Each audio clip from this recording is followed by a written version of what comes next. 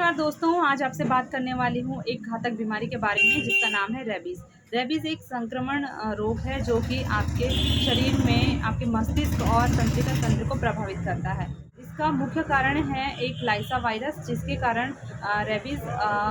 फैलता है और ये एक संक्रमित जानवर के काटने या चाटने या खरोंचने से फैलता है। यह एक घातक बीमारी है और इसका समय पर इलाज यदि नहीं किया गया तो यह जानलेवा भी साबित होती है। सबसे पहले बात कर लेते हैं कि रेबीज फैलता कैसे है। जब कोई संक्रमित जानवर आपको काटता है तो उसके बाद यह आपके घाव पर वायरस फैल जाते हैं और वायरस धीरे धीरे आपकी बॉडी में एंटर करते हैं और फिर उसके बाद ये आपके केंद्रीय तंत्रिका तंत्र से मस्तिष्क तक पहुंचने लगते हैं और इसमें उसको सालों लग जाते हैं क्योंकि यह वायरस काफ़ी स्लोली मूवमेंट करता है, यानी कि इसे 15 दिन से लेकर 6 साल तक भी लग सकते हैं और ये इस तरीके से आपके ब्रेन तक पहुंच जाता है और अगर ये ब्रेन तक पहुंच जाता है उसके बाद वायरस को कंट्रोल करना मुश्किल हो जाता है और धीरे धीरे रेबीज के कारण आपकी मौत हो सकती है। और दूसरी बात ये कि जब वायरस आपके ब्रेन तक पहुंच जाता है उसके बाद ही रेबीज के जो लक्षण होते हैं वो दिखाई पड़ते हैं। अब रेबीज के लक्षण क्या होते हैं ये भी जान लेते हैं। इसके जो मुख्य लक्षण हैं वो निम्न प्रकार से हैं, जैसे कि जिस जगह पर डॉग बाइट हुआ होगा उस जगह पर दर्द होता है, जलन महसूस होती है और कई बार स्वेलिंग भी हो सकती है। इसके अलावा आपको आपकी जो मांसपेशियाँ होती है वो टाइट होने लगती है और धीरे धीरे आपको सांस लेने में तकलीफ हो सकती है और पानी पीने की जब इच्छा हो तो पानी भी नहीं पिया जा सकता क्योंकि पानी पीने के टाइम पे जो मसल्स होती हैं वो कॉन्ट्रैक्ट होने लगती है, जॉ लाइन अकड़ जाती है और धीरे धीरे व्यक्ति को पैरालिसिस का अटैक भी पड़ सकता है। और इसके अलावा बहुत ज़्यादा सर दर्द होना और चक्कर आना, फिट्स पड़ते हैं, तो इस तरीके के जो सिम्टम्स हैं वो रेबीज़ में देखने को मिलते हैं और एक बार यदि सिम्टम्स आ गए तो उसके बाद पेशेंट को बचाना बहुत मुश्किल हो जाता है और 1 या 2 हफ्ते के अंदर पेशेंट की मौत हो जाती है। अब बात कर लेते हैं कि रेबीज़ से बचा कैसे जा सकता है। तो रेबीज़ से बचने के लिए सबसे पहले तो आप अपने घर पर जो भी एनिमल पाल रहे हैं उसे वैक्सीनेशन ज़रूर करवाएँ क्योंकि वैक्सीनेशन करने से आपका जो डॉग होगा उसका जो रेबीज़ का वायरस होगा वो उसके अंदर नहीं रहेगा और आप रेबीज़ से अपने आप को सेफ रख सकते हैं। दूसरी बात कि जो भी अगर कोई आपको बाहर का कोई डॉग काट लेता है या कोई जंगली जानवर काट लेता है उसके बाद भी आपको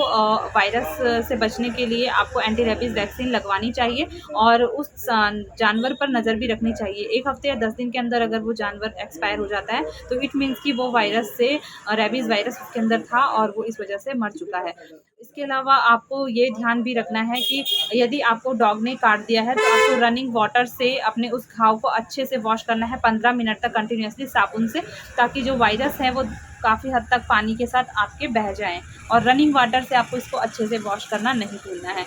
इसके बाद आपको तुरंत 24 घंटे के अंदर डॉग बाइट के 24 घंटे के अंदर आपको वैक्सीनेशन करवाना ही चाहिए और कंप्लीट इसका जो रूटीन जो इसके वैक्सीनेशन डेट्स होंगे वो आपको कंटिन्यूअसली फॉलो करने हैं और इसके साथ टिटनेस का भी इंजेक्शन आपको लगता है। और अब बात कर लेते हैं कि आखिर रेबीज़ का जो वैक्सीन है वो काम कैसे करता है और इसमें ऐसी क्या चीज़ होती है, क्या ख़ासियत होती है कि ये इतनी भयंकर बीमारी से आपको बचाता है। जो रेबीज़ की वैक्सीन होती है या कोई भी वैक्सीन होती है तो उसे मरे हुए वायरस से ही निर्मित किया जाता है, क्योंकि जब मरे हुए वायरस को आपकी बॉडी में एंटर किया जाता है तो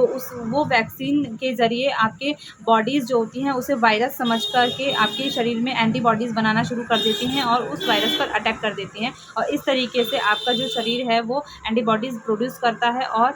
वायरसेस को किल कर देता है और हमारे शरीर में जो रेबीज़ के वायरस होते हैं वो प्रॉपरली मरने लग जाते हैं। और दूसरी चीज़ कि अब आपको ये भी जान लेना चाहिए कि जब डॉग बाइट हो तो किस तरह से हम समझें कि हमें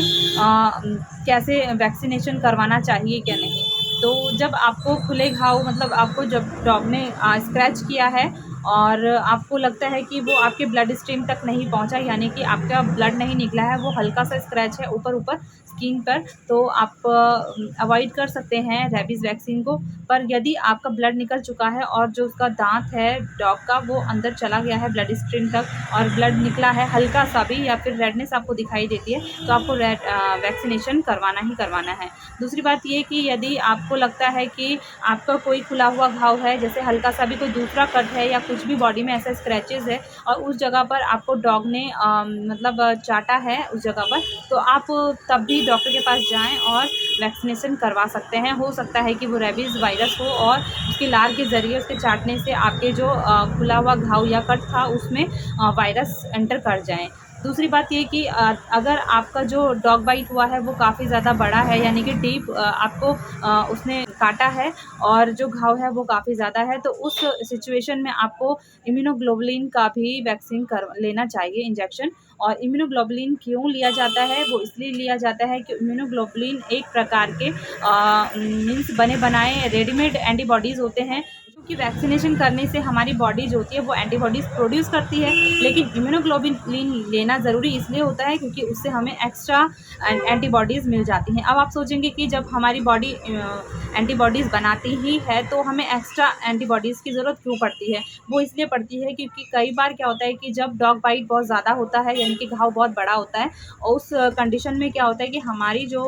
एंटीबॉडीज़ होती है बॉडी के अंदर वो सस्पेक्ट नहीं कर पाती, यानी कि पहचान नहीं कर पाती हमारे शरीर के अंदर वायरस की, और वायरस जो है वो धीरे-धीरे छुपकर अंदर एंटर कर जाते हैं। तो उस कंडीशन में अगर हमने इम्यूनोग्लोबुलिन लगा दिया है इंजेक्शन, तो फिर हमारे को एक्स्ट्रा एंटीबॉडीज़ मिल जाती हैं और वो हमारी बॉडी के अंदर एंटर हुए वायरस को किल कर देती हैं और हमें रेबीज़ वैक्सीन से या किसी अन्य बीमारी से बचा लेते हैं। तो इस ज़रिए हमें मतलब ये भी जान लेना चाहिए। अब ये जो मैं आपको जानकारी दे रही हूँ ये सिर्फ़ नॉलेज के लिए दे रही हूँ। इसके अलावा आपको ये ध्यान रखना है कि जब भी कभी आपको इस तरीके की प्रॉब्लम हो या डॉग बाइट हुआ हो, तो आपको अपने नज़दीकी किसी फार्मासिस्ट से या फिर अपने आस-पास किसी हॉस्पिटल में डॉक्टर से कंसल्ट ज़रूर करना है। क्योंकि अब आप जान चुके हो कि एक बार लक्षण दिखाई देने के बाद इस बीमारी का कोई भी इलाज नहीं है। सिर्फ़ आप अपने आप को सेफ़ रखना चाहते हैं रेबीज़ से, तो आपको वैक्सीनेशन लेना ही पड़ेगा। यदि आपको डॉग बाइट हुआ है या फिर आपको नेल्स लगे हैं किसी भी जंगली जानवर के, तो आपको इससे बचने के लिए सिर्फ़ और सिर्फ़ एंटी रेबीज़ वैक्सीनेशन ही करवाना है और वो आपको टाइमली करवाना ही है। तो आई होप कि आपको आज का वीडियो अच्छा लगा होगा। वीडियो अच्छा लगा तो लाइक करें, शेयर करें, कमेंट करें और चैनल पर नए हैं तो चैनल को सब्सक्राइब भी करें। मिलते हैं ऐसी किसी नेक्स्ट वीडियो में, तब तक के लिए नमस्कार।